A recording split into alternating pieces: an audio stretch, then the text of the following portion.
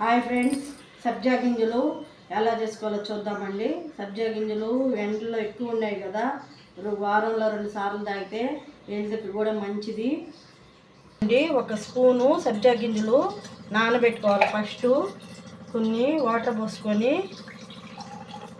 పెట్టుకొని ఒక 2-3 గంటలు నానాలండి. ఈ సబ్జా గింజలు 3 గంటలు అయింది నానబెట్టాను నేనైతే.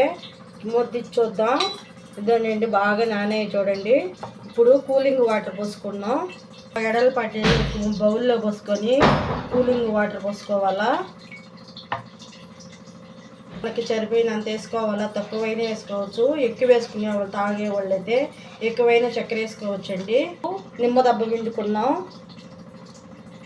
చక్కెర బాగా కరిగేదాకా ఇట్లా స్పూన్తో బాగా కలుపుకోవాలండి. రెడీ అయిపోయాయి. ఇట్లా గ్లాసులో పోసుకోవాలి. సూపర్ ఉందండి.